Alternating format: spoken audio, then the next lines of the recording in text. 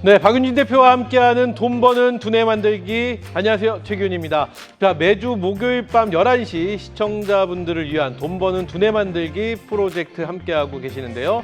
자, 오늘도 여러분의 소중한 시간을 채워줄 센 주식 사고력 캠프의 1타 강사입니다. 요즘 대세 박윤진 대표 함께합니다. 안녕하세요. 네, 안녕하세요. 반갑습니다. 박윤진 대표, 요즘 대세 인정하시나요? 여러분들 덕분에 진짜 기훈 MC하고요. 열심히 좋은 콘텐츠 만들고 있습니다. 네. 네. 요즘 박윤진 대표의 어떤 그 대세라는 타이틀에 어울리게끔 굉장한 모습들을 지금 여기저기서 보여주고 계시는데 또 하나의 대단함은 이 선물이 아닌가 싶습니다. 이 선물도 지금 너무 뜨거워요. 시청자 여러분들이 네. 난리가 난 박윤진 대표의 선물 보여드리겠습니다. 자, 박윤진 대표가 준비한 선물 돈 버는 두뇌 완성 패키지입니다. 4가지 구성으로 되어 있습니다. 무료입니다. ARS 1551-3495로 전화를 주시면 되는데요. 첫 번째 무료 선물 첫 번째 이번 주 센 주식 종목 리포트. 이 안에는요 박윤진 대표가 이번 주에 생각하는 종목부터 다양한 이야기들 들어있죠. 매주 월요일 날 2개의 종목이 추천이 나갑니다. 무료입니다. 선물로 드리고요. 또 하나 이겁니다. 사고력 훈련 실전 학습 자료입니다. 이 자료를 보시면서 방송도 함께 하시면 저희 박윤진 대표가 준비한 이 8강의 모든 이야기를 더욱더 쉽게 이해할 수 있고요. 굉장히 알찬 학습 자료가 아닌가 싶습니다. 자, 세 번째 구성. 이거를 여러분 주목해 주셔야 되는데 저희 프로그램 말미에 퀴즈가 나가죠. 네. 퀴즈에 참여하시면 사고력 훈련 실전 학습 라이브 교육을 받으실 수 있는데요. 자, 이건 추가적인 설명이 좀 필요해요, 대표님. 이 퀴즈 정답은요. 매회마다 제가 사고력 퀴즈가 나가는데 여기에 대한 답을요. 빨리 궁금하잖아요. 그래요. 보고 싶으신 분들은 그냥 바로 박윤진 대표 홈페이지에서 확인하시면 됩니다. 좋습니다. 그래서 세 번째 구성이 되어 있고요. 마지막은요. 박윤진 기업 분석 교육 VOD입니다. 몇 강으로 이루어져 있나요? 다 15강으로 와. 이어지는 정말 소중한 VOD인데요. 지금까지 강의 내용 안에서 기업에 대한 어떤 분석을 다루진 않았기 때문에 네. 나는 기업 분석을 좀 배우고 싶다 하시는 하시는 분들은 이 강의가 굉장히 최적이라고 생각합니다. 좋습니다. 저희 방송 보시면서 그냥 전화 한 번만 주시면 됩니다. ARS 무료입니다. 1551-3495로 전화 주시면요. 이 박윤진 대표가 소중하게 준비한 이 4가지 선물을 무료로 드리니까요. 여러분 이번 기회를 놓치지 마시기 바라겠습니다. 자, 그리고 저희 방송은요. 오늘이 4강을 시작을 하는데 저희 방송은 1강부터 쭉 이어서 보셔야지 그 효과가 극대화가 됩니다. 저희 방송 무료로 보실 수 있는 방법은 한국경제TV 홈페이지에 가셔도 되겠지만 또 편하게 보실 수 있는 유튜브를 통해서 박윤진 돈 버는 두뇌 만들기 이렇게 검색을 해 주시면은요. 무료로 또 보실 수 있으니까요. 여러분의 많은 참여 부탁드리고 ARS 선물 다시 한번 놓치지 마시기 바랍니다. 자, 그러면 오늘도 4강, 이 뜨거운 4강을 만나볼 텐데 먼저 커리큘럼부터 빠르게 볼까요? 그렇죠. 네. 네, 커리큘럼 1강부터 3강까지 너무 뜨거웠습니다. 주식 음양론 지난 시간에 얘기해 주셨는데요. 정말 대단한 시간이 아니었나라는 생각을 다시 한번 해봅니다. 오늘은 4강입니다. 후행지표의 음모론, 보조지표의 반란에 대해서 이야기를 해주실 텐데 전 이 이야기가 너무너무 궁금해요. 짧게 요약 한번 해주시죠. 4강. 보조지표를요. 다들 후행지표라고 생각해서 이거를 그렇게 알고 계셔서 잘못 사용하고 계신 분들이 있으세요. 네. 그런데 보조지표를요. 정말 선행으로 바꾸는 방법들이 있습니다. 오늘은 거기에 대해서 이야기를 해드릴 겁니다. 좋습니다. 4강 오늘 또 주목해 주시기 바라겠고요. 자, 계속해서 5강부터 나머지 8강까지는 다음 주 또 그 다음 주 목요일 밤 11시에 계속해서 이어지니까요. 저희와 함께 해 주시기 바라겠습니다. 자, 그럼 오늘도 저희의 머리를 네. 살짝 생각을 열고 강의를 받을 준비를 해볼 텐데요. 전 이 시간이 제일 즐거워요. 오늘도 10가지 주식 네. 격언을 준비해 주셨는데 네. 네모의 조언 또 100% 믿어서는 안 된다. 이건 내 친구. 내부자입니다. 내부자의 조언도 맞아요. 100% 믿어서는 안 된다. 맞아요. 자, 뉴스를 과신하지 말고 기사는 이거 너무 중요해요. 행간을 읽어라. 행간을 기사를 읽어라. 딱 첫 마디만 보고 여러분들 그냥 투자에 임하시는 맞아요. 분들 있어요. 근데 그 뒤까지 다 읽으셔야 돼요. 행간을 읽으셔야 됩니다. 그래요? 자, 재료가 반영되지 않으면 팔아라. 팔라라는 표현을 하죠. 그리고 천재지변이나 돌발 사태로 인한 폭락은 그러니까 지진이 났거나 아니면은 갑자기 북한에서 지정학적 리스크라든지 났다 그럴 때는 그때 그 하락은 사라. 그러면 이 얘기는 네. 우리가 예상치 못한 상황이 생겼을 때 무조건 사라. 아니죠. 보면은? 그 중에서도 천재지변, 아. 돌발 사태. 근데 만약에 뭐 예를 들면 유상증자 이런 것들은 천재지변이나 돌발 사태에 그렇죠. 약간 들어가는 이미지는 아닙니다만 여기서 말하는 천재지변의 돌발 사태는요. 이런 지정학적 리스크나 아니면 천재지변, 지진이 났거나 그래요. 이런 것에 대해서는요. 공포스러움에 매수하라. 이거를 말씀드리는 결국 겁니다. 공포에 살아 이런 얘기네요. 그렇죠? 네. 좋습니다. 35번째. 보합 시세는 무너지는 쪽으로 붙여라. 자, 이렇게 주식을 하다 보면 이렇게 보합, 횡보할 때가 있는데 네네. 횡보하는 주가가 폭등하겠지라고 생각하는 경우도 많지만 사실은 많은 부분에서 보합 시세는 무너지는 하락하는 경우가 더 그래요. 많았던 경우가 있습니다. 개인들이 이렇게 횡보하는 이 주가를 좋아하다 보니까 약간 세력들이 이걸 역이용한다 그러나요? 그래요. 예, 그런 경우들이 있으니까 여러분들 보합 시대는 그렇게 네. 보시면 좋을 것 같습니다. 5가지 받고 네. 이제 이어서 마지막 5가지인데 생각이 조금씩 열리고 있습니다. 천정권의 호재는 네모, 바닥권의 악재는 뭐, 천정권의 호재는 팔고 바닥권의 악재는 사라. 아. 네. 그러니까 뭐 호재 뉴스가 나왔다. 근데 주가가 많이 올랐다. 실적이 좋다고 발표가 났는데 뉴스에 팔아라. 이미 주가가 올라왔어요. 그럼 팔아야죠.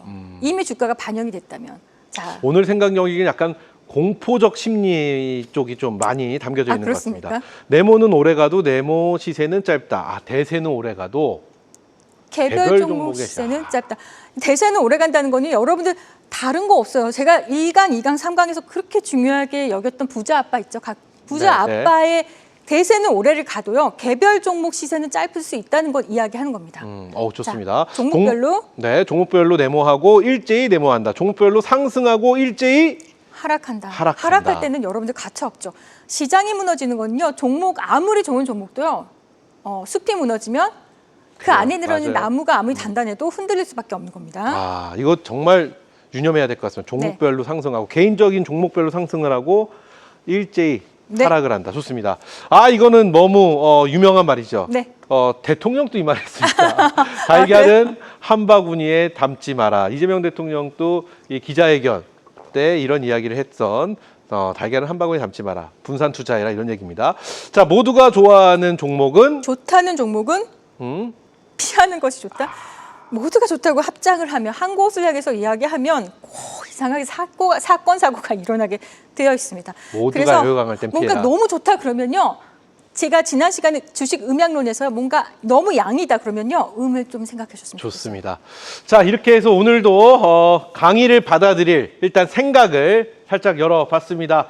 여러분 또 생각이 열리셨나요? 자, 그럼 돈 버는 두뇌 만들기 그 4번째 이야기입니다. 보조지표의 반란 지금부터 시작합니다. 네, 안녕하세요. 오늘 후행지표 음모론 제4강 보조지표의 반란 시간입니다. 다들 왜 보조지표가 반란을 일으켰는가? 그리고 후행지표 음모론은 과연 무언가 이렇게 말씀하시는 분들이 계셔서요. 제가 많은 분들한테 이야기 들으면은 이런 분들이 계세요. 보조지표는 후행이라서 사용하지 않아 라고 표현하시는 분들이 계세요. 그런데 아니에요. 여러분들 보조지표를 사용하시면 너무 편리하고 좋은 것들이 많고요. 후행이 아니라 결코 여러분들한테 후행이 아니라 이게 선행으로 보일 수 있게끔 제가 도와드릴 테니까 여러분들 오늘 많은 참여와 집중 부탁드립니다. 자, 보조지표라는 거는요. 여기 보니까 뭐 가위, 뭐 자, 뭐 칼, 뭐 이런 연장들이 있죠. 망치도 있고요.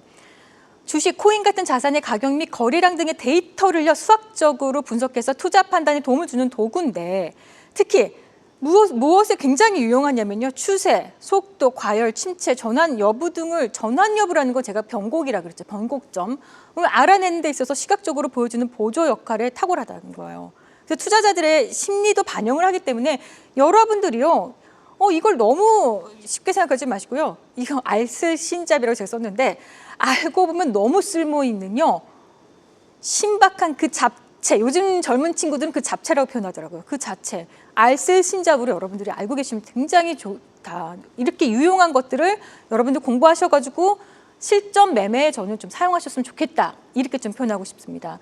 보조지표를 사용하는데요. 아까 전에 말씀드렸죠. 나는 보조지표를 사용하지 않아요. 후행이니까요. 라고 하는 사람들한테요. 제가 그래요? 하고 딱 차트를 열어보면요. 그분이요. 이동평균선 5일선, 뭐 21선, 61선 이건 다 들어가 있는 거예요. 여러분들요. 보조지표는요. 이동평균선도 보조지표예요. 결국에는 이동평균선도 보조지표인데 자, 무슨 네 가지 유형이 있죠. 무슨 딱 네 가지 유형이 있는데 이동평균선, 5월선, 5일선, 5주선, 60분봉의 5선 지금까지는 너무 많이 했죠. MACD 오실레이터. 자, 이거는 무엇을 보는 걸까요? 자, 추세를 보는 지표입니다. 자, 그 다음에 RSI, CCI, 스토캐스틱은 무엇을 보는 거? 모멘텀을 본다는 겁니다. 자, 볼린저 밴드. 여러분들이 아마 아실 수 있는데 이것은 변동성을 이야기해 주는 거고요. 자, 거래량 지표라고 해서 OV, 이건 많이들 사용하시는 것 같지는 않아요. OBV라든지 거래량 이동평균이 있는데 보통 많이 사용하시는 게 추세와 모멘텀 변동성 지표 이 세 가지를 많이들 사용하세요. 그래서 추세는요.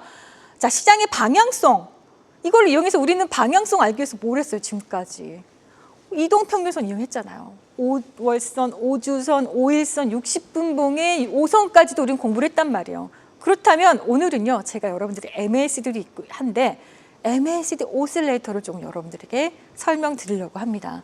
이 시간 계속 집중해서 보셔야 정말 유용한 정보를 얻어가실 수 있습니다. 자, 모멘텀 지표에는요. RSI, CCI, 상승 하락의 속도 및 뭐다? 침체, 과열.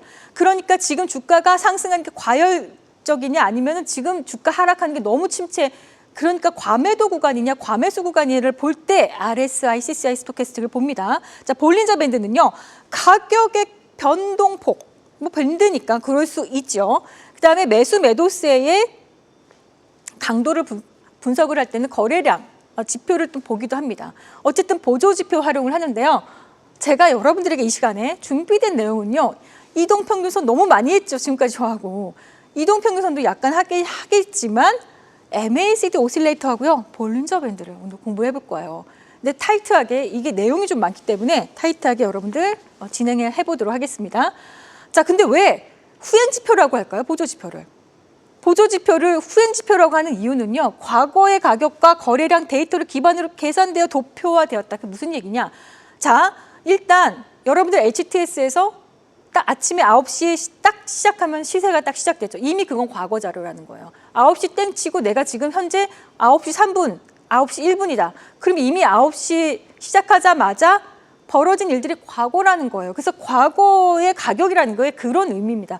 과거의 가격과 거래량을 데이터 기반. 우린 좀 미래를 알고 싶잖아요. 근데 과거라는 거예요. 이 점이 찍히거나 가격이 찍힌 거는 당연히 과거의 기반이다라고 해서 그래서 후행이라고 얘기를 하는데요. 가끔 저도요. 아 진짜 후행이구나 이게 라고 느낄 때 속상할 때가 한 번씩 있어요. 5일 이동평균선이요. 오류를 조금 일으킬 때가 있는데 언제냐면 분명히 5일 이동평균선이 상승 방향이라고 생각해서 저는 있었단 말이에요. 그런데 이게 반영이 일봉의 이동평균선의 방향은 그 다음날 아침에 반영이 되나 봐요. 그래서 5일 이동평균선 분명히 내가 3시 반에 3시 반에 끝날 때는 이렇게 끝났는데 그 다음날 봤더니요. 이렇게 고개가 살짝 꺾여 있어. 5일선이 이렇게 살짝 꺾여버린 거예요. 이런 경우가 있어요. 그럴 때 저도요. 이게 후행지표야. 역시. 내가 이거 좀 그럴 때 있습니다만 이게 큰 대세의 지장은 없다라고 봅니다. 그래서 꺾여 있지만 그럴 때도 있지만 안 꺾여 있을 때도 많이 있으니까 여러분들 이건 참고를 하셔서 5일 이동평균선이 변하는 시간은 당일 3시 반에 끝난 게 아니라 그 다음날 아침에 반영이 된다라는 것을 좀 알고 계시면 좋겠다. 그래서 후행은요. 그러면 무조건 불리할까요? 후행지표라는 것이 무조건 불리할까요? 후행이라서 어쩔 때는요. 다행이라고 생각할 때가 더 많았다는 거예요. 저는요. 후행이라서 너무 다행이구나. 어떨 때요? 자, 선행지표가 언제나 그러면 오를까? 선행 빠르면 무조건 좋습니까? 이 옆에 있는 종목은요. HJ중공업 요즘 아주 핫한 종목 중에 하나입니다. 자, 이렇게 빨간색 보조지표가 있죠. 이게 뭐냐면 RSI라는 아까 전에 과매도 과매수의 구간을 알려주는 RSI라는 지표인데요. 70 이상이면 과열이에요. 그래서 지금 이 빨간색 선들은 과열을 의미해주고 있는 거예요. 자, 과열이라 그러면 여러분도 왠지 이제 더 이상 투자하면 안 될 것 같고 신규로 들어가면 매수하면 안 될 것 같은 건데 주가는요. 더 폭등이 추가 폭등이 나오잖아요. 그러니까 선행지표라고 우리가 쓰이는 RSI는요. 솔직히 이걸 보면 선행지표가 언제나 옳다고라고 얘기할 수가 있을까요? 저는 약간 여기에 대해서 의문이 지어지는 거죠. 이 RSI가 과열인데 주가는 오히려 그 과열을 딛고 더 많이 올라가는 경우가 많아요. 그러니까 선행, 후행을 따지지 말라는 겁니다. 자, 그러면 매수할 수 있는 구간은 뭐 과열 말고 여기서 매수하라고 해서 이렇게 이용하면 되는 거죠. 신규 매수는 하지 말고 이런 과열 구간에서 하지 말고 중간에 과열이 아닌 구간에서 매수를 해라라고 의미를 찾으시면 되지 않을까. 이렇게 보시면 되겠습니다. 자, 오히려 그런데 성급한 판단이 되는 경우도 있다. 이렇게 해서 여기서 매수했는데 지금 이 과열 구간이라고 하니까 매도를 할 수가 있단 말이에요. 아, 이 지표가 지금 너무 과매수 과열이라고 표현을 해주니까 나는 이거를 중간에 매도를 하는 경우가 있어요. 그래서 성급한 판단이 돼서 이것이 오히려 오류가 일으킬 때가 있다는 거죠. 선행지표가 언제나 오를까라는 말을 또 계속하는 거예요. 자, 효성중공업이란 종목도요, 뭔지 모르지만 RSI라는 이 지표가요, 너무나 밑에 빨개요. 빨개도 너무 빨갛죠. 또 오랫동안 빨개요. 그래서 계속 과열이에요. 과열. RSI가 과열이에요. 90이에요. 90. 70이면은 70 이상이면 과열이라 그러는데 과열이에요. 그러면 과열이면 여기선 투자를 하지 말아야 되는데요. 주가는 더 위로 상승합니다. 그러니까 언제나 옳다라고 할 수는 없고요. 후행지표라고 생각하지 말고 이 보조지표의 장점을 본다면 오히려 후행지표라고 해서 여러분들이 이것을 과시할 게 아니라 오히려 신뢰도 높은 추세 확인 도구로 많이 사용하는 경우가 있어요. 활용되고. 그것을 이제 여러분들이 오늘 알려드릴 거 아니겠습니까?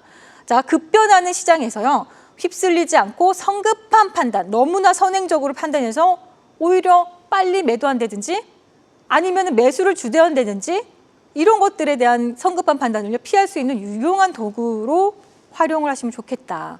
자, 그래서 지표를 하나만 사용하지 않고요.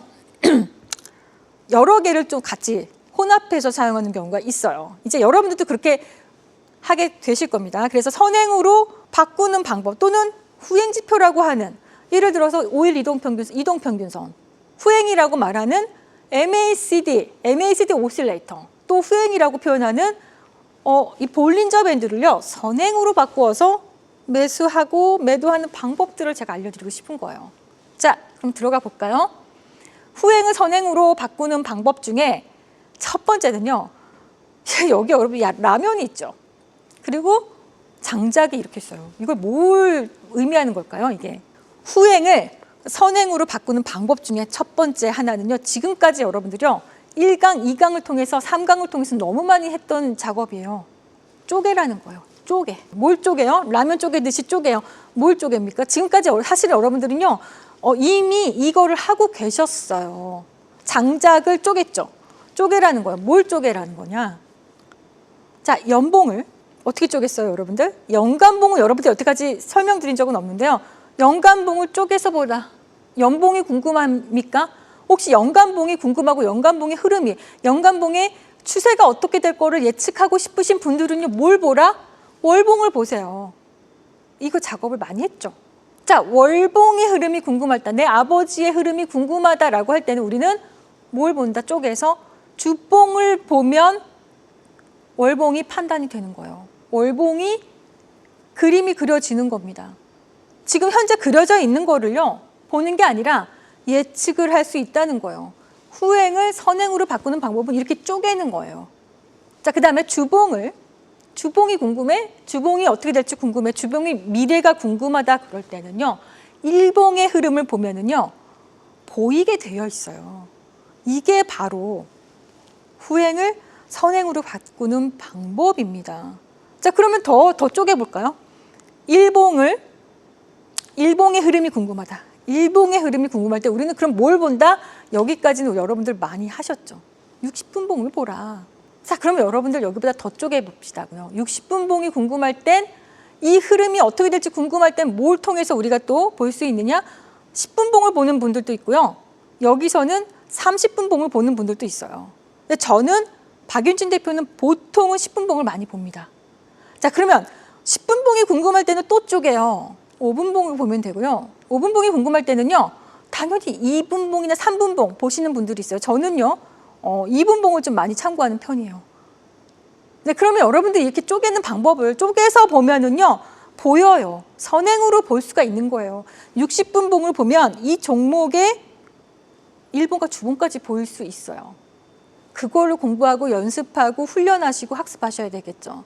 그래서 오늘 이 강의가 여러분들에게 굉장히 중요하다라고 이야기를 하고 싶습니다. 자, 2분봉, 3분봉 또 쪼개요. 1분봉을 보고 판단하시는 분들도 있고 심지어 1분봉이 아니라 이 틱으로 보시는 분, 1분봉을 또 잘라서 쪼개서 틱으로 보시는 분들도 많이 있어요. 이거 본인이 큰 대세의 흐름을 보는 분이라면 이 앞에를 보겠지만 작은 그러니까 단기 트레이딩을 하시거나 스캘핑 하시는 분들은요 굉장히 쪼개서 보겠죠. 쪼개는 연습을 하는 것을 여러분들 게을리하지 않으셨으면 좋겠습니다. 그래서 제가 이제 얘기하는 거잖아요. 알고 보면 너무너무 쓸모있는 신박함 그 잡채라고 그랬잖아요. 너무 신기한 그 자체다. 자, 그럼 일단 이동평균선 MA, Moving Average의 약자예요. 이거 여러분들 너무 많이 배웠잖아요. 5월선은요. 일봉으로 계산하면 5개월 이동평균선 사실은 일봉으로 계산해 본 적은 없죠. 지금까지. 계산하면 100일이에요. 20 곱하기 5 하면 100이잖아요. 그렇죠? 실거래일이 20일이니까. 그래서 100일선 장기 추세고요. 5주선은요. 일로 따지면 실거래일이 일주일에 5일이니까 5, 25 하면은 25일 선이고 중기 추세라고 우리가 봅니다. 그러니까 한 달하고도 좀 더 되는 거죠. 25일이면. 자, 근데 5일선은요. 일주일 선이 아니에요. 월화수목금이잖아요. 5일선은요. 자, 그래서 요게 여러분들 주간 추세를 볼 때 굉장히 유용하죠. 그리고 60분 5선은요. 60분이라는 건 1시간이죠. 근데 일 거래가 하루에 여러분들 얼마나 몇 시간을 거래하죠? 3시 반까지, 9시에서 3시 반까지. 지금은 좀 더 늘어나긴 했지만 앞뒤로. 그러니까 6시간하고 30분. 그냥 메인 시간 자체는 메인 타임은 6시간 30분이란 말이에요. 그러니까 60분분 5선도 5시간 정도로 우리가 보잖아요. 그러면 뭐 하루에 일추세를 보기에 굉장히 좋다. 쪼개서 보는 겁니다. 그러면 이동평균선은요. 제가 많이 했으니까 이제는 뭐 방향 보는 거는 여러분들 너무 잘 아시죠. 자, 이거를 주식 음향론을 제가 이 앞전 시간에서 했잖아요. 여기서 음향 얘기가 또 나와요. 그래서 음향론을 여러분들에게 표현하고 가르쳐드리고 흡수하게끔 한 겁니다. 자, 이동평균선의 방향은 양의 에너지는 당연히 상승이겠죠. 그리고 하락하는 것은요. 이동평균선이 하락이다. 음의 에너지라고 보세요. 자, 그 다음에 옆으로 행보하는 것도요. 굳이 이거를 양으로 표현할 필요는 없잖아요. 음이 아닐 수도 있지만 이거를 저는요. 음으로 표현하겠습니다. 방향을 보는 거예요.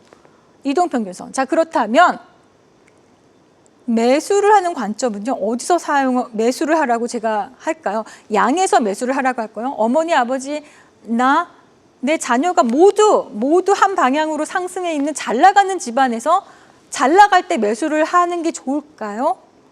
아니면 누구 하나라도 약간의 틈새, 누구 하나라도 약점이 있는 상태에서 들어가는 게 좋을까요? 당연히 약점에서 들어가는 게 좋잖아요. 음에서 매수하는 겁니다. 그리고 예를 들어서 이 경우에는요.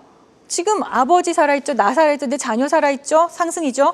자, 그러면 어머니가 꺾여 있으니까 이 음봉을 공략하는 겁니다. 주봉을 공략하는 경우인 거예요. 이 경우는. 그렇죠? 모두가 살아있을 때 들어가면 상승, 양의 에너지를 계속 가면 음을 만나게 돼 있잖아요. 불안하잖아요. 양에서 들어가면 불안한 거죠.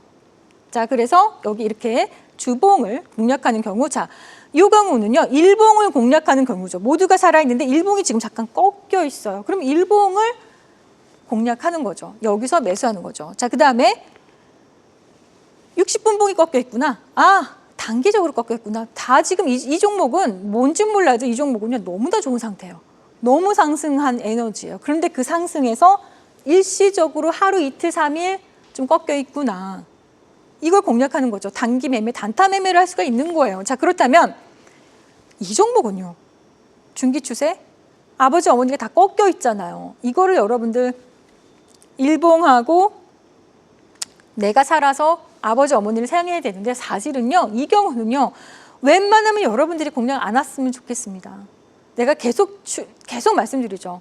중기 추세, 장기 추세가 꺾여 있는 종목을 들어가게 되면 여러분들 어떻게 돼요? 추가 하락이 나올 수 있어서 여러분들이 매도 일봉과 60분봉 보고 들어갔다가 매도를 잘 못하게 되면 추가 하락으로 인해서 여러분들 계좌가 계속 꺾입니다. 이거는 여러분들 안 하셨으면 좋겠다라고 이야기를 해드리고 싶은 거예요.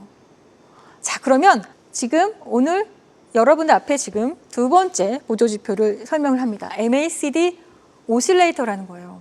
근데 제가 가만히 보니까 MACD 오실레이터를 이해하기 위해서는 MACD를 또 이해를 해야 돼요. MACD와 MACD 오실레이터는 또 다르거든요. 그럼 지금부터 여러분들 따라와 보세요. MACD 오실레이터가 뭔지 몰라도 돼요. 개념은 잊어버리세요. 근데 일단 아까부터 계속 봄, 여름, 가을, 겨울 했잖아요. 봄, 여름, 가을, 겨울 여러분들 저 방향 있죠? 오실레이터도요. 한번 이거 적용을 해보자고요. 오실레이터나 MACD나 MACD 오실레이터는 항상 영선이 있어요. 0이라는 거는 그냥 그라운드 땅이라고 생각하면 돼요. 뭔지 모르지만 영선, 항상 영선이 있다. 기준이 되는 선이 있다라는 거예요. 뭔지 모르지만 자, 그렇다면 기준 위로 이렇게 붉게 저는 보통 이제 주황색, 오렌지 컬러로 좀 진하게 해놓는데 뭔지 모르지만 영선 위에 있으니까 상승의 에너지 뭔가 양봉이잖아요. 자, 밑에는요 이렇게 자 보라색으로 해놨는데 이게 좀 더 잘 보여서 보라색 에너지는 여러분들 음이라고 생각하시면 돼요. 영선의 위에 있으면은 양봉, 밑에 있으면 음봉이에요. MACD 오실레이터를 얘기하는 거예요. 자, 그럼 여기서요 똑같이 적용하는 거예요. 봄, 여름, 가을, 겨울. 계속 여러분들에게 봄, 여름, 가을, 겨울을 너무 많이 소개해드립니다. 자, 봄은요. 왼쪽에 여기 이 구간. 여름, 여기 위에 있는 영선 위에 있는 구간이고 가을도 뭔지 모르지만 양봉의 에너지죠. 양봉의 에너지고요. 겨울도 음봉의 에너지. 이건 이제 여러분들 이건 알고 계시잖아요. MACD 방향이 이렇게 돼요. 꼭 기억해 두세요. 자, 그럼 본격적으로 MACD 오실레이터를 공부를 해보자고요. MACD 오실레이터의 여름은 아까 전에 어디라고 그랬어요? 봄, 여름, 가을, 겨울, 여름은 저 왼쪽이네요. 저기가 어디입니까? 영선이 있으면 양봉이요. 점점 더 커지는 양봉의 캔들이 뭔진 몰라도 계속 커지는 이게 바로 오실레이터의 여름 구간이에요. 양봉인데 양봉의 길이가 계속 길어지는 거예요. 계속 길어지는 거예요. 여름이고 양이에요. 양의 에너지. 그런데 상승 방향이죠. 자, 제가 약간 직관적인 표현을 한번 해볼게요. 이 종목의 이게 뭔지 몰라도 고민이 돼요. 왜 고민이 돼요? 여름은 현재 너무나 강한 정말 뭔지 몰라도 이렇게 오실레이터가 이렇게 상승했으면요. 주가가 지금 폭등 중이에요. 급등 중인데 지금 주가가 표현되지는 않았지만 주가는 폭등 중인데 양봉의 길이가요. 계속 길어지지 않으면 안 되는 부담이 있는 거예요. 양봉이 계속 이 오실레이터, 이 주가의 길이 말고요. 주가 잊어버리시고요. 양봉의 에너지가 계속 길어지지 않으면 언젠가 내려올 것이 걱정이 되는 거예요. 계속 길어져야 되는 어떤 부담이 있어요. 그래서 양봉의 길이가 길어지지 못하면 언제라도 꺾일까 늘 두려운 양봉입니다. 이해가십니까? 직관적으로 여러분들 생각을 해보세요. 자, 그래서 언젠가 꺾일 수도 있잖아요. 이게 계속 길어질까요? 아니요. 음양 순환이잖아요. 결국에는 이 양이요.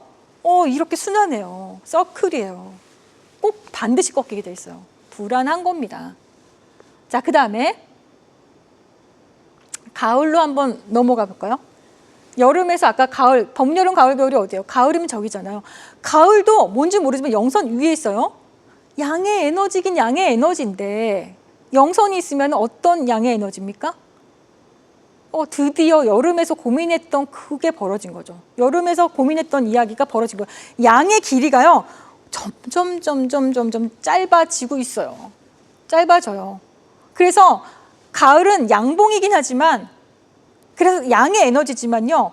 사실은 양의 기운이 있지만 에너지는 내려오는 거예요. 기운은 환경은 양이지만 에너지는 점점 약화되는 거예요. 그럼 이 주가가 이렇게 만약에 오실레이터가 이렇게 됐다 그러면 주가는 어떻게 되는 거예요? 계속 슬금슬금 주가가 내려오는 거예요.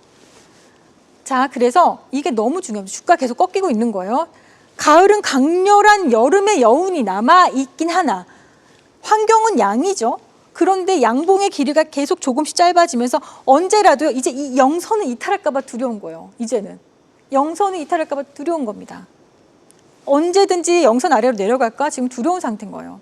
자, 그러면 MACD 오실레이터 겨울로 한번 넘어가 볼게요.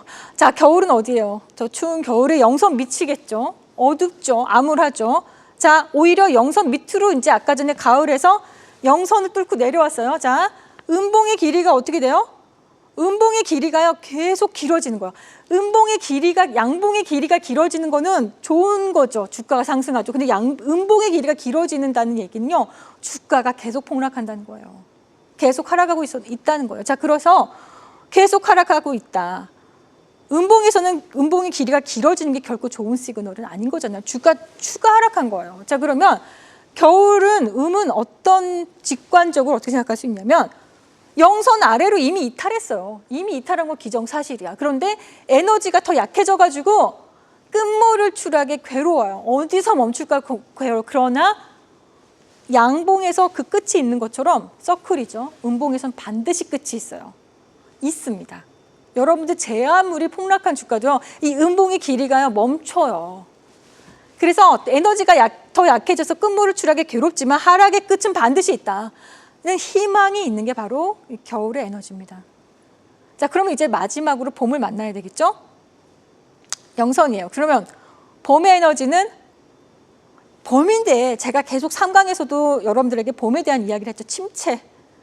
경기가 너무 침체되어 있고 안 좋고 봄은 실적이 바닥이고 안 좋은 게 봄이에요. 그죠? 음봉이에요. 근데 영선에서 음봉의 길이가요 점점 짧아집니다. 자, 이걸 우리가요 음봉이긴 음봉인데 봄이라고 표현하고요. 이거를 뭐라고, 그러면 대표님 여기서 이렇게 폭락했다가 주가가 이렇게 올라간다는 얘기? 네, 조금씩 올라가기 시작해요. 음봉인데. 너무 중요해요. 봄은 영선 아래에 있긴 하지만 음의 에너지가 점점 짧아지니까 상승하는 에너지인 거예요. 음의 환경이지만 상승하는 에너지로 곧 영선 위로 뚫어버릴 것 같은, 영선 위로 이렇게 하다가 영선 위로 돌파해서 여름을 만날 것 같은 여름의 에너지를 볼 수 있다는 거죠. 바라보는 거죠. 희망적이죠. 자, 이렇게 뚫어버리는 거죠. 자, 그러면 MACD 오실레이터에서 중요한 건 뭐냐면 양봉, 음봉의 판별보다 더 중요한 건 양봉의 길이. 음봉의 길이가 짧아지냐 길어지냐, 이게 너무 중요한 거예요. 자, 그래서 여러분들 이게 이렇게 양봉의 길이가 길어지고 양봉의 길이가 짧아지고 음봉의 길이가 길어지고 음봉의 길이가 짧아지면 이거를 봄, 여름, 가을, 겨울을 하면 어떻게 되는 거예요? 이렇게 표현되는 거예요. 이해 가시죠? 이거 여러분들 너무 중요하니까 반드시 알고 계셔야 돼요. 그래서 주식을 매수할 때는 어디서 사는 게 좋아요? 여기서 사요? 뭐 여기서 사도 되겠죠. 근데 여기 사면 더 커지지 않으면, 더 주가가 상승하지 않으면 언제 내려올까 약간 불안하죠. 그럼 어디서 사는 게 가장 좋아요? 음에서 사서요, 여기서부터 이 구간을 먹는 게 가장 좋지 않습니까? 그 상승을 알아보는 게 가장 좋지 않습니까? 이거를 여러분들 설명하기 위해서 이렇게 여러분들에게 음양론부터 해가지고 설명을 한 거예요. 자, 그렇다면 본격적으로 차트를 들어가서 보도록 하겠습니다. 자, 이거 뭔지 모르지만 양의 에너지가 대단하네요. 그렇죠? 그러면 여기서 매수하는 거는, 자, 양일 때, 이렇게 양일 때 매수하면 이 길이가 짧아질까 봐, 언제 저 길이가 짧아질까 봐 불안하잖아요. 꺾일까. 자, 그럼 매수는 봄에 한다 그러면 어디서 하는 게 좋아요? 여기나 여기란 말이에요. 여기 음일 때 매수하라니까요. 음인데 음이 짧아질 때 매수하래요. 그러면 이 봄이 여기 있는데 매수는 봄에 한다. 그럼 이 두 가지 구간이 있는데 뭔지 모르지만 이 구간에서는요, 봄이 너무 짧았죠. 봄에 올라가서 여름도 채 가기 전에 또 다시 내려와서요, 두 번째 이 구간이 좋았던 거예요. 자, 그러면 여기서 매수한다. 자, 봄에서 여름으로 이 돌파하는 여기 이 구간에서 매수한다. 그게 지금 어떤 구간입니까? 하이닉스 구간인데요. 하이닉스가 언제? 여기서 매수하라는 거잖아요. 하이닉스 여기. 지금요, 이 구간이요, 막 지금 봄에서 여름으로 막 올라타는, 그러니까 여름으로 올라타니까 너무 좋죠. 지금 주가 폭등입니다. 자, 그다음에 오실레이터 매수는 또 봄에 한다는 거. 어디서 매수하면 돼요? 여기잖아요. 여기서 매수하면 되죠. 자, 봄은 음이라고 그랬죠. 봄은 음이에요. 음에서 매수한 거예요. 자, 그랬더니 저렇게 폭등했는데 매수해도 될까? 이 폭등했죠. 근데 이미 아직은요, 이 음에서 양으로 안 돌파했어요. 아직 음의 기간인데 양인봉인 거예요. 괜찮은 거예요. 아직도 봄이에요. 여름을 기대할 수 있는 거죠. 여름을 더 뒤에 남아있을 여름을 만약에 여기서 이게 돌파해가지고 이게 빨간색, 이 주황색, 이 오렌지색으로 올라온다면은요, 우리는 이 여름을 기대할 수 있는 거잖아요. 이 종목은요, 무슨 종목이에요? 카카오예요. 이해 가세요? 자, 그렇다면 오실레이터가 여러분들한테 지금 굉장히 뭐 여러 가지 표현이 있어요. 이거 얘기 안 하면 안 될 것 같아서 하지만 이거 잊어버리세요. 이거 일단 제가 써놔야 될 것 같아서 가져오면 이제 잊어버리세요. 그래서 오실레이터가 영선 위에 있을 때 막 상승 모멘텀 강화된 건 아까 전에 뭐라 그랬죠? 이거는 여름이고요. 오실레이터 영선 밑에서 움직일 때 하락이 막 더 진행되는 건 겨울이고요. 자, 막대 그래프가 빨간색에서 파란색 전환되는 건 빨간색에서 파란색 전환되는 건 가을에서 겨울로 내려가는 거고요. 자, 봄에서 여름으로 올라가는 파란색이 빨간색으로 돌파할 때 이때가 좋은 거죠. 매수를 고려한다. 그러면 MACD 오실레이터는요. 여기가 핵심이에요. 여기가. 급등은 저기서 나오고 있어요. 모든 주식의 급등 자리는요. 일봉상이지만 일단 일봉상을 여기서 나와요. 영선 돌파하는 순간 돌파하는 때 매수하면 이미 근데 문제는 이 음에서 이 양으로 넘어갈 때 여기 봄에서 여름으로 넘어갈 때 여기서 매수하면요. 이미 급등을 하고 있는 상태가 많아요. 이미 급등이 중요해요. 그러면 여러분도 어떻게 전략을 세우면 돼요? 영선을 돌파할 때 매수하기보다는요. 이 밑에 있을 때 이 음의 길이가 짧아질 때 매수하면은요. 급등을 맞이할 수가 있는 거잖아요. 급등할 때 들어가도 돼요. 급등하는 순간이 들어가도 되지만 급등을 맞이하기 위해서 우리 봄을 열심히 보자는 거예요. 이 구간을 째리고 보자는 거예요. 매수는 봄에서 하자. 자, 그래서 봄에서 음에서 매수한다. 아까 MACD 오실레이터를 배우기 전에 이동평균선에서도 음에서 매수하자 그랬죠? 똑같아요. 근데 오실레이터를요. 설정하는 방법은 저는 이렇게 이 주황색, 보라색 이렇게 제가 표현했거든요. 단기는 12, 장기평 26, 9. 증권사 콜센터에다 여러분들이 원격으로 이거 해달라고 그러면 다 해주거든요. 그게 되게 편합니다. 여기서 제가 질문 하나. 대표님 혹시 오실레이터도 아버지, 어머니나 자녀 모두 고려를 해야 되나요? 라고 물어보면요. 대답은 네요. 어떡하죠? 좀 아찔하죠? 근데 할 수 없어요. 자, 그러면 이제 미안하지만 우리 볼린저 밴드로 넘어가 봅시다. 시간이 많지 않아서. 볼린저 밴드는요. 밴드가 이렇게 확 커지는 이 벌어지는 구간 있죠. 여기를 양의 에너지, 밴드가 꺾이는 이 밴드가 이렇게 이게 낮아지면서 좁아지는 구간을 음의 에너지라고 하고요. 또 다시 밴드가 벌어지는 구간 양인데 여기 양하고 여기 양하고 좀 달라요. 뭐가 다른지 아십니까? 확산을 하는데 주가가 상승을 하는데 밴드 안에서 확산이에요. 그러니까 주가를 표현해보면 이렇게 저 밴드를 밖으로 벗어나지 않고 상승을 하는 거예요. 그런데 여기는 좀 달라요. 그리고 수축은 주가 하락 당연히 그렇고요. 확산은요. 여기 확산하고 저기 확산은요. 주가가 저기는 상승이지만 여기는 급등이라고 표현했습니다. 밴드 밖에서 확산하는 거예요. 자, 어떻게? 이렇게 되는 거예요. 이해 가십니까? 밴드는 그냥 이게 개념이고 뭐고 그냥 다 떠나서 여러분들에게 직관적으로 이거를 좀 알았으면 좋겠어서 이렇게 표현해요. 그러면 여러분들 이 종목은 어디서 매수하면 돼요? 뭐 가장 좋은 거는 수축을 했을 때 물론 저런 구간에서 매수해도 되죠. 여기를 우리는 뭐라 그럽니까? 음의 하락을 해서 수축을 해서 가장 밴드가 최대한 좁혀진 구간. 이거는요, 사실은 밴드가요, 이렇게 벌어져 있다가 이렇게 수축을 하면은요, 이때 밴드가 살짝 좁혀지면, 많이 좁혀지면, 최대한 좁혀지면 사실은 둘 중에 하나예요. 급락하든지 급등하든지 둘 중에 하나예요. 그렇지만 아무튼 여기서는 뭔지 모르지만 급등한 거죠. 그러니까 매수할 때는 이렇게 좁혀질 때 하는 게 좋다. 매수는 이런 좁혀진 구간에서 하는 게 좋다라는 거예요. 이해 가십니까? 그리고 정말 중요한 거는 밴드 안에서 주가 상승하는 경우가 있고 밴드 밖에서 주가 상승하는데 이건 급등이라고 급등주는 이렇게 생겼어요. 정말 막 뭐라 그럴까요? 이렇게 입을 확 벌리는 나팔꽃이 만개하는 거 있잖아요. 이렇게 움축했다가 만개한다든지 이 완전히 이렇게 벌리는 이게 정말 급등주의 모습입니다. 자, 그러면 이것도 매수를 어디서 하래요? 음에서 하라 그랬어요. 제가 계속 지난 시간부터 해가지고 주식 음양론을 너무 많이 이야기하죠. 이동평균선도 꺾였을 때 누군가 하나 약점이 생겼을 때 음에서 매수하자. 그리고 두 번째 MACD 오실레이터도 음에서 매수하자. 봄에서 매수하자. 자, 볼린저 밴드도 수축을 했을 때 음의 에너지가 있을 때 매수를 하자라는 거죠. 자, 그러면 예를 한번 들어봐야 되겠죠. 이 종목이 여러분들 요 볼린저 밴드를 제가 이렇게 설정해놨는데 보이시는 거죠? 완전 좁혀졌죠. 밴드가 이렇게 유지를 하고 있다 평행하기도 하고 좀 벌어지기도 하다가 갑자기 여기서 엄청나게 확 줄어들죠. 이게 폭등이 나왔죠. 이 종목이 효성중공업이에요. 최근에 폭등이 나왔는데 알고 보면은요 너무 알쓸신잡이라고 그랬죠. 알고 보면 정말 신박한 그 잡채라고 했죠. 왜? 진짜 좁아졌는데 거기서부터 폭등인 거예요. 그러면 여기서 매수하는 게 좋잖아요. 매수. 효성중공업에. 그러면 이제 여러분들 지금까지 궁금했지 않아요? 그러면 대표님 볼린저 밴드하고 MACD를 같이 보여주세요. 효성중공업 그 자리를. 방금 그 자리예요. 좁혀진 완전 좁혀진 이 자리 있죠. 거기를 MACD로 보면요. 최대 좁혀졌어요. 음인데 음이 짧아진 거 보이세요? 음이 짧아진 거 보이세요? 짧아지면서 양으로 바뀌면서 급등이 나왔으니까 급등을 맞이하기 위해서 우리는 음에 앉아 있어야 되는 거. 음에서 들어가고 좁혀졌을 때 들어가야 되는 거겠죠. 이게 바로 볼린저 밴드와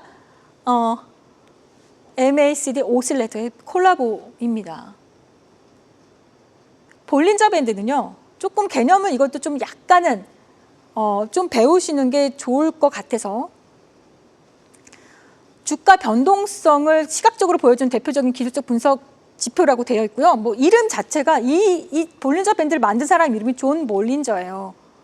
제가 근데 이거를 왜 설명을 좀 드리냐면 아까 MACD 오실레이터는요. 여러분들 그냥 개념을 굳이 알 필요 없다. 직관적으로 이거를 활용하시라. 네, 라고 말씀드리겠고 얘는 존 볼린저라는 사람이 개발을 했다는 거. 뭐 매수 매도 타이밍을 판단하는 데 기준이 된다. 근데 여기서 중심선은 보통 20일 단순 이동평균선을 많이 사용합니다. 중심선 20일 이동평균선 일봉상에서 자 많이 사용하고요. 이거를 자 볼린저 밴드는 제가 이렇게 그림을 제가 그렸는데 그림을 잘 그렸는지 모르겠어요. 이렇게 상승 확장하는 에너지 그리고 이렇게 좁혀졌다가 수축했다가 다시 벌어지잖아요. 근데 이걸 그렸는데 중간에 여기 중간에 있는 중심선이 이게 20일이라는 거예요. 보통은 20일 설정이 되어 있어요. 상한선 밑에는 하한선이라고 이야기하고요. 여기를 중심선으로 얘기해요. 보통 20일 사용한다 그랬죠. 자, 그럼 볼린저 밴드는 여러분들이 설정하는 방법은 이것도 증권사 콜센터에 직접 전화하시면 너무너무 원격으로 잘 해주니까 해주시면 좋을 것 같고 아까 중심선을요. 자, 저거 보통은 20일 이평을 많이 사용한다 그랬죠. 자, 근데 저는요. 이제 여기서 저의 테크니컬한 어떤 기법이 나오는 거예요. 자, 이거를요. 이평 기간을요. 10으로 바꿔보는 거예요. 자, 무엇을요? 종목 차트는 10일로 변경해서 좀 사용했으면 좋겠어요. 네, 아까 효성중공업 보셨죠? 근데 지수, 코스피 지수, 코스닥 지수는요. 20일 그대로 사용했으면 좋겠다. 물론 이건 정답은 없어요. 제가 여러분들에게 뭐 이걸 정답이라고 얘기하고 싶지는 않아요. 각자 사용하는 법에 따라 다르지만 활용하시기 나름인데 저는 그렇게 사용하고 싶은 거예요. 그럼 볼린저 밴드를요. 코스피를 10일을 적용했을 때랑 20일 적용했을 때 당연히 밴드가 20일이 훨씬 더 크겠죠. 밴드가 더 많이 벌어졌잖아요. 그래서 코스피나 지수도 10일 사용하셔도 나쁘진 않다라고 봅니다. 그러나 저는 지수는 20일 사용한다는 거예요. 자, 여기 보면 벌어진 정도가 당연히 20일이 더 크겠죠. 자, 그러면 아까 전에 효성중공업에 10일 적용했을 때 20일 적용했을 때 보면 좀 차트가 좀 다르죠. 20일은 이미 여기가 아까 매수 자리라 그랬는데 매수 자리가 잘 선명하게 안 보이잖아요. 근데 10일로 적용했더니 허리가 너무 잘력한 거예요. 너무 선명하게 매수 자리가 보이니까 20일보다는 10일 적용해서 보시라. 이거를 얘기하는 거예요. 그게 바로 10일이라는 시간으로 바꾼 것을 저는 후행을 선행화해서 사용했다라고 표현을 하고 싶은 거예요. 자, 그럼 뭐예요? 칼이 말을 안 들면 칼을 좀 더 뭉툭한 칼을 좀 더 칼을 막 갈아서 아주 예리한 칼을 만든 거죠. 도구라 그랬잖아요. 그냥 알고 보면 쓸모없는 너무나 신박한 그 자체라고 그랬잖아요. 그러니까 칼을 더 갈아서 더 예리하게 예민하게 이거로 주가를 보는 거예요. 자, 그러면 볼린저 밴드는 그러면 이평을 10일로 했을 때 자, 10일로 했을 때 어떻게 되는 거냐? 자, 10일로 이거를 제가 이평 기간 10일로 넣고요. 표준 편차가 2라는 거. 이거 별거 아닌데. 자, 이 중앙값. 우리 옛날에 수학 시간에 어릴 때 표준 편차라는 거 배웠을 겁니다. 중앙값이 있고 중앙에서 이 표준 편차 2라는 거는요. 여기 1시그마가 아니라 2시그마를 사용하는 거예요. 한 칸이 아니라 두 칸이에요. 두 칸을 사용한 거예요. 자, 그럼 이거 여러분들 어떻게 됩니까? 좌우는 대칭되는 거예요. 1 사용한 게 아니라 표준편차 1이 아니라 2를 사용한 거예요. 좌우 대칭인데요. 이걸 또 확대해서 좀 보면은 자, 표준편차 2를 사용했을 때는 어디예요? 1시그마, 마이너스 1시그마, 오른쪽으로 플러스 1시그마를 사용하면은요. 주가의 이 볼린저 밴드 자체가 이 폭이 좁아요. 좁아서 이 주가가 이 안에 있을 확률이 68.3%라는 거예요. 그럼 좀 확률 떨어지죠. 좀 떨어지는 거예요. 주가가 볼린저 밴드 안에 있을 확률이 68.3이라는 거예요. 그러면 우리는 왜 이 시그마를 사용을 하느냐? 이걸 보여주는 거예요. 표준편차 2를 사용하는 이유는 자, 이렇게 사용했을 때 조금 더 벌어졌죠. 그리고 이 주가가 이 안에 있을 확률이 95.4니까 아까 68점보다는 68%보다 훨씬 확률이 높잖아요. 주가가 볼린저 밴드 안에 있을 확률이 95.4라는 거예요. 자, 그래서 우리는 이걸 사용해요. 그러면 반대로 100에서 95.4를 빼면은 4.6이니까 밴드 바깥에 있을 확률은 4.6%라는 거예요. 자, 그러면 이제 제가 자, 직관적으로 우리 보는 거예요. 자, 볼린저 밴드를 안에를요, 볼린저 밴드 속안에를 우리가 집이라고 표현하자고요. 자, 집 안에 있을 확률이 어디예요? 주가가 밴드 집 안에 있을 확률이 95%, 95.4, 95.4. 이 안에서 움직일 확률이요. 바깥에 뛰쳐나가지 않고. 자, 뛰쳐나갈 확률은 자, 4.6%. 그러면 위로 올라가는 것도 급등, 여기서부터 밖으로 나가는 급등이겠죠. 2.3%, 밑으로 내려가는 것도 2.3%인 거죠. 자, 여러분들 보이시죠? 자, 그러면은 조금 더 활용을 해보자고요. 자, 주가가 이렇게 올라가서 밴드 안에서 상승이에요. 이거는 밴드 안에 상승했는데 더 주가를 뚫고 이 밴드를 뚫고 오지 못할 것 같다. 그러면 여러분들 어떻게 주가 내려올 거 아니에요. 그럼 여기를요 매도 타점으로 보는 거예요. 볼벤 상단을. 보통은 95% 이상의 확률이 이 볼린저 밴드 안에 있을 확률이 크니까 저기를 위에 상한선에 닿았을 때 매도하는 것도 되게 좋은 기법 중에 하나예요. 자, 그런데 이제 급등은 이런 데서 벌어지는 거죠. 밑에 급등, 급락 2.3%, 2.3%. 그러니까 밴드 밖으로 뛰쳐나갈 확률이 두 개 합쳐서 4.6%인데 이거는요. 어떻게 보면은 블루문과 같은 그러니까 파란 달이죠. 파란 달이라는 게 가끔 있다고 하잖아요. 근데 자주는 안 있고요. 어쩌다 한번 아주 드물게 있잖아요. 블루문. 자, 그래서 밴드 밖에 나갔더라도요. 이게 반드시 안으로 집으로 복귀하게 돼 있어요. 집으로 회귀합니다. 그게 자, 그러면 여기 급락했을 때 절호의 매수의 기회를 우리가 보는 거예요. 급등했을 때 말고 급락 집 밖으로 나갔을 때 매수하는 거예요. 자, 그러면 여기 한번 볼게요. 코스피를 4월 9일에 끔찍한 하락이 나왔거든요. 자, 2025년 4월 9일에 끔찍한 하락, 볼린저 밴드 바깥에 나갔죠. 거기가 절호의 매수 기회인 거예요. 안으로 들어오게 됐어요. 무조건 회귀합니다. 바깥으로 뛰쳐나갔던 밴드 밖으로 나갔던 종목들 다 무조건 안으로 다 들어와요. 자, 근데 여기서부터는 볼린저 밴드는 바깥으로 나가서 지금 급등하는 중이죠. 절호의 매수 기회가 됐고요. 자, 코스피 6월 15일부터 9월 10일까지를 보면 정말 대단할 정도로요. 이게 MA 21선 사용한 건데요. 주가가 저 안에 있지 않습니까? 집 안에 있어요. 주식이요. 밑으로도 내려가지 않고 위로도 올라가지 않고요. 95% 확률로 이 주가가 이 안에 움직입니다. 이 안에 있어요. 이 안에 미묘할 정도로. 그런데 어느 날 블루문이 또 나타난 거죠. 뚫고 올라가 버린 거죠. 자, 그 뚫고 올라가서 지금 코스피가 사상 최고치를 지금 구가하고 있는 거거든요. 자, 볼린저 밴드는요. 이렇게 안에 있던 상승하는 볼린저 밴드 안에서 상승하는 종목이 자, 어디서 꺾일까? 이렇게 상승하다가 왠지 여기서 돌파를 못하면 밴드 위로 뚫고 나지 못하면 내려올 것 같은 그 기분이라는 게 있잖아요. 근데 이거를요. 여러분 제가 좀 활용을 할게요. 하한선. 이거 좀 약간 조금 이거는 기법인데요.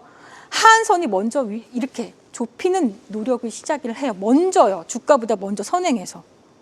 그러면 주가가 하한선의 변곡 시그널이요. 주가 탄력이 약화의 시그널로 보고 얘가 좀 더 뒤에 움직이고 얘가 먼저 움직인다는 거예요. 이거 약간 여러분들 활용하셨으면 좋겠다는 거예요. 자, 그러면 이거 효성중공업인데 이렇게 상승했던 종목이요. 약간 하한선이 먼저 뭔지 모르게 반응을 해요. 그래서 주가가 하락을 했다는 거예요. 그러면 이렇게 급등했잖아요. 그럼 지금요. 여기 하한선이 언제 안으로 이렇게 꺾일지 여러분들 요거를요. 하한선 시그널 유심히 관찰해야 되겠죠. 언제 꺾일지 이걸 보는 거예요. 그럼 궁금합니다. 자, 지금 모든 시장에 이게 적용 가능하냐? 다 가능한 거예요. MACD 오실레이터, 볼린저 밴드, MA 그냥 이 이동 평균선은요. 모든 시장에 그것이 미국 시장이든 비트코인 시장이든 상품 선물 시장이든 외환 시장이든 다 적용이 돼요. 자, 그래서 이번 주도 사고력 퀴즈 나가죠. 위에 있는 종목들이요. 자, 이거는요. 제가 1, 2, 3번을 하지 않고 위 종목들이 현재 5, 이평선, MACD 오실레이터, 볼린저 밴드를 모든 걸 다 통합해서 이 주가 상태를 읽어보는 거예요. 근데 이거에 대한 정답은 어디서 한다고요? 박일준 대표 홈페이지에서 바로 확인해 볼 수가 있고요. 자, 그러면 오늘 4강은요. 여기까지. 볼린저 밴드, MACD 오실레이터, 또 이동평균선까지 해가지고요. 이 세 가지의 보조지표, 반란에 대해서 학습했습니다. 다음 시간에 여러분도 5강을 또 기다려주시면 고맙겠습니다. 네, 이렇게 해서 오늘도 4강, 4강도 뜨겁습니다. 보조지표의 반란에 대해서 저희가 만나봤습니다. 근데 이 시간은 목요일 11시는 너무 짧아요. 아, 네. 네, 너무 짧고 그리고 너무 푹 빠지게 만듭니다, 사람을. 아, 그렇습니까? 뇌가 각성이 돼서 잠을 잘 수 있으려나 모르겠습니다. 자, 박윤진 대표와 함께하는 돈 버는 두뇌 만들기 그 4번째 시간, 오늘 저희가 준비한 내용은 여기까지입니다. 저희는 다음 주 목요일 밤 11시 센 주식 사고력 캠프의 1타 강사 박윤진 대표와 함께 더욱더 알찬 내용으로 다시 찾아뵙도록 하겠습니다. 시청해 주셔서 감사드리고요. 그럼 다음 주 목요일 밤 11시에 뵙죠. 감사합니다.